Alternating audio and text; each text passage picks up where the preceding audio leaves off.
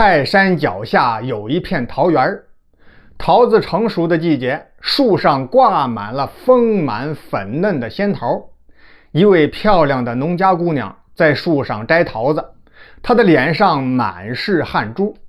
姑娘觉得有点口渴，便跳下桃树，准备喝点水，然后方便一下。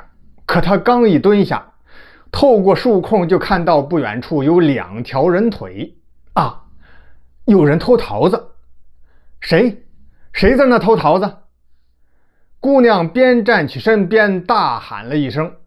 那人是一个书生，途经此处口渴难耐，就过来摘桃子吃。没想到手刚握住一个桃子，便传来一声喝喊。书生被吓了一跳，慌忙松开握桃子的手，战战兢兢缓步走向姑娘这边。走近了一看，眼前是一个水灵灵的大姑娘。就见这位姑娘一身短衣肥裤，满头乌发盘在脑后，一张鹅蛋脸白里透红，比那桃子还要粉嫩，脸上挂着一层白毛汗，真好似一个大大的仙桃相仿。一双水汪汪的大眼睛正盯着自己看呢。四目相对，书生赶忙就低下了头。姑娘刚才也是壮着胆子喊了一声，看那贼人向自己走过来，她十分紧张。但看到眼前出现的是一位眉清目秀的白面书生，顿时就不害怕了。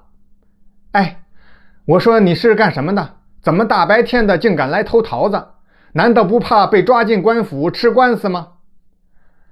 小生不敢。小生途经此处，忽然口渴难耐，刚才问了2声，没人搭话，这才斗胆想摘个桃子解解渴。我真的不是贼人呀，望姑娘您高抬贵手。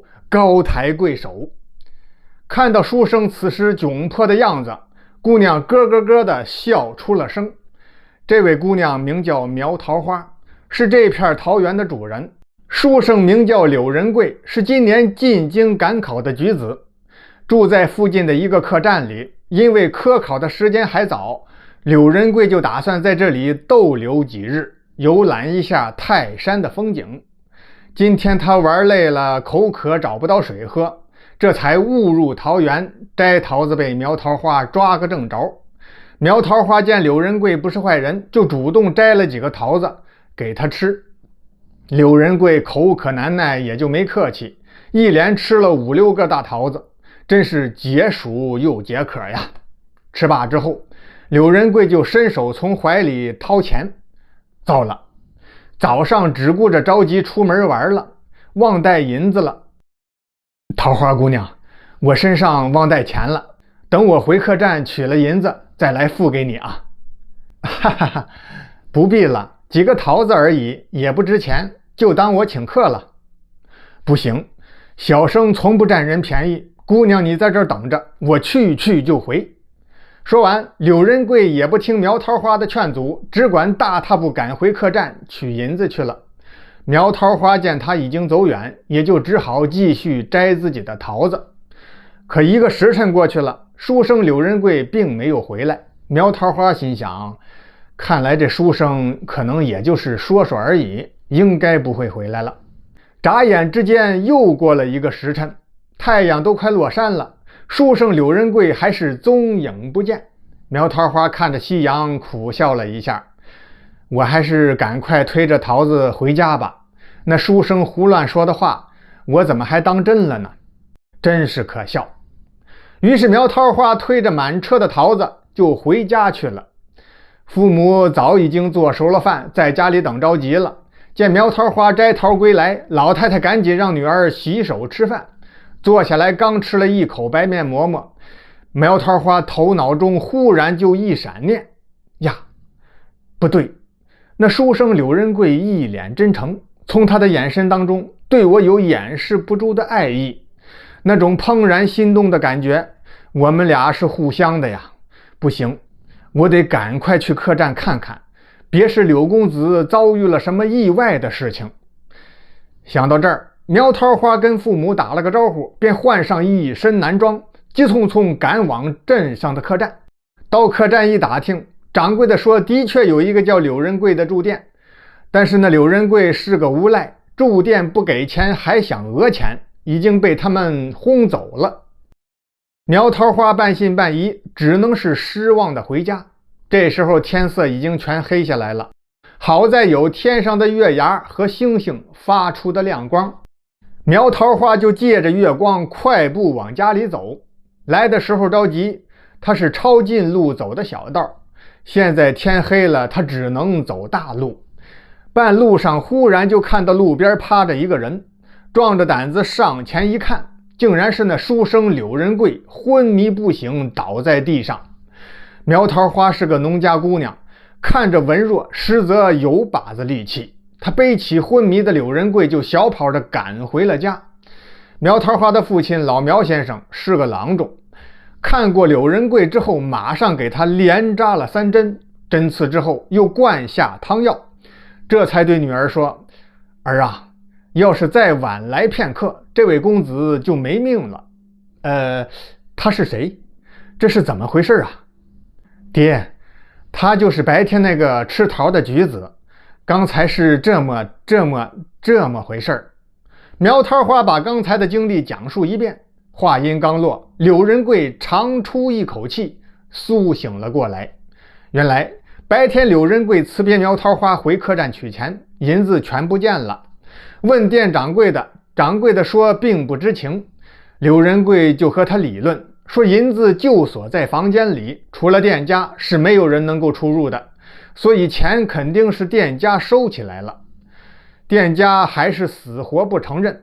柳仁贵就说：“掌柜的，我可是进京赶考的举人，你们偷盗赶考举人的银子，就等于跟朝廷作对，后果你想过没有？”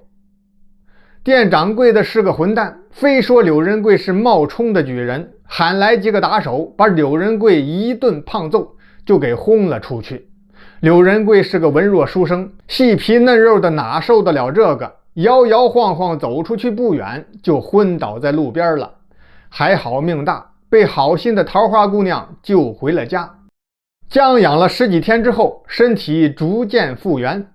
在这10几天当中，柳仁贵和苗桃花相互倾诉了爱慕之情。经过老苗郎中夫妇俩同意，二人交换了定情信物，算是定亲了。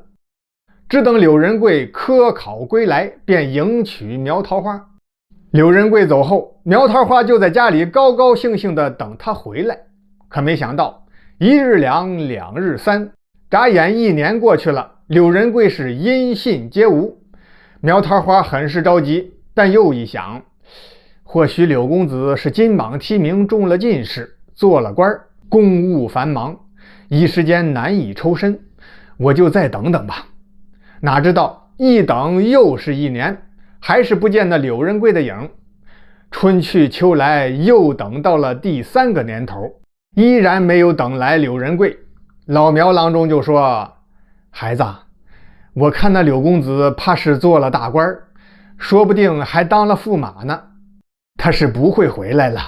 丫头，这么多提亲的，要不咱就相看相看？”“不，柳公子不是爹说的那种人，他一定会回来接我的。”简短截说，就这样又等了3年，柳仁贵音信皆无。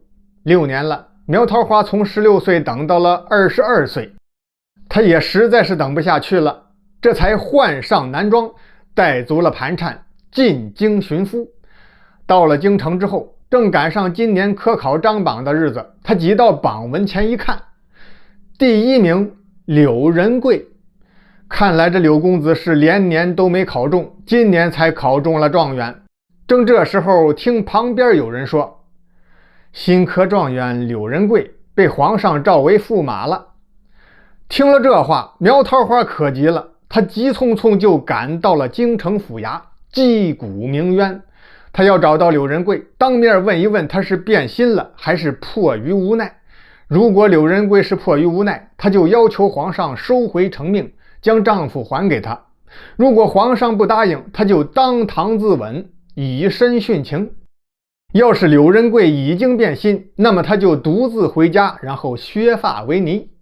再说柳仁贵当年辞别了桃花姑娘进京赶考，名落孙山，他自尊心很强，觉得没脸去迎娶苗桃花，就独自回家继续苦读。3年后再次科考还是没能得中，他就写了一封信给苗桃花，说是自己会苦读3年之后再考，希望苗姑娘再等等他，如果苗姑娘不能等的话，也可以嫁人，他绝无怨言。不知道是什么原因，苗桃花并没有收到这封信。如今柳仁贵金榜得中，被皇上钦点为状元，听老师说皇上相中了他，有意将他召为驸马，他就赶紧给老师跪倒磕头说：老师，学生已经有妻室了，我的妻子名叫苗桃花，万万不可让皇上召我做驸马呀。于是老师就向皇上说了这事儿，皇上也就打消了那个念头。今天柳仁贵骑着高头大马在京城跨关，路过府衙的时候，忽然就见有人击鼓鸣冤，扭头一看，这张脸他太熟悉了，正是天天夜里都梦到的那个人，苗桃花。柳仁贵甩蹬离鞍，下马上前与未婚妻苗桃花相认，相互叙说了分别6年来的经历，感慨万千，相拥而泣。柳仁贵被任命为泰山脚下的祥符县县令。上任之前，他先是带着未婚妻苗桃花回老家给早已离世的父母上坟，然后择吉日拜堂成了亲。后来苗桃花生了2儿1女，都十分乖巧懂事。柳仁贵为官清廉，爱民如子，几年后升任知府，后被调进京城入朝为官，一直做到丞相之位。